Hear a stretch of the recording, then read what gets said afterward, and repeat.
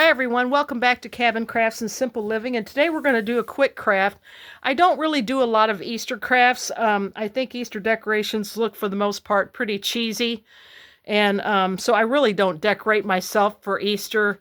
Um, but I do sell a little bit of Easter stuff in the store, and one of my best sellers are these primitive eggs, and I'm going to show you how I make these. So we're going to pull this pink one out of here.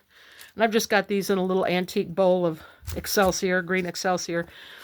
And this is what you start with. This is what you end with. And so all I did was I got 2 coats of paint on this because, and here's the paint for the pink one. I've just got 5 colors.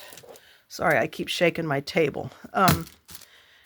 This is salmon. I just loved that color of pink. It's more like a corally pink. And so I painted 2 coats of paint on this. Now, where I got these is they sell these at Easter time in Hobby Lobby, Walmart, and I even saw a set of these dozen eggs in Aldi the other day. And they have a really chalky surface. And they're plastic. They're very light. People think they're really real in the store until they see that little bit of a seam there. But they're just a chalky plastic egg that you can decorate yourself. And so I turn them into primitive eggs by painting them the different colors. I've got like an olivey green, a mustard yellow, a pretty lavender, a smoky blue, and then this awesome corally pink salmon color. So like I said, all I did was I painted 2 coats on this. You need 2 coats because 1 coat, you can see your brush strokes and it's still very sheer. So you'll need 2 coats. And then we're going to use my favorite gel stain, like I show you in just about every video where I antique anything. And this one is walnut, but you can get it in other colors. Let's see, I think I have this one's walnut, this one's maple. So maple's a little lighter. So I'm just going to put a little, let's get this over here where you can see.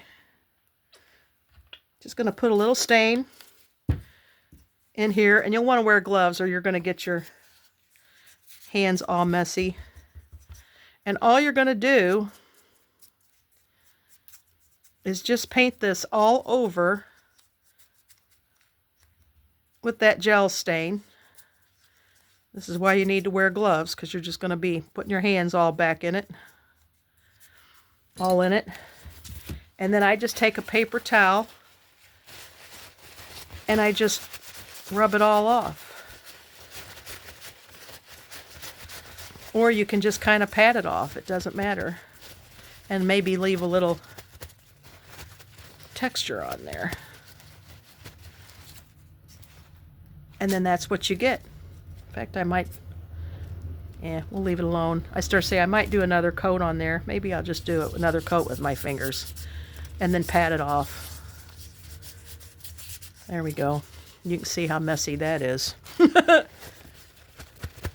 then if you want a little texture on there,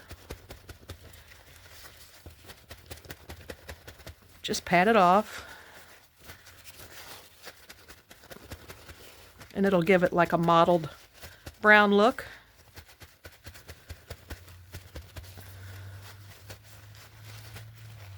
And there you go. So then you have a primitive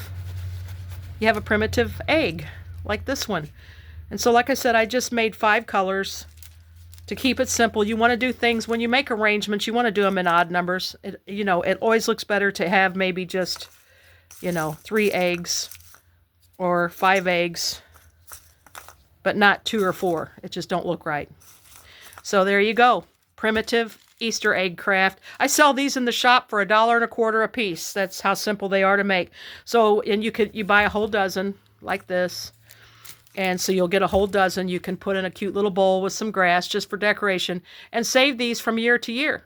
And they'll never ruin or get rotten.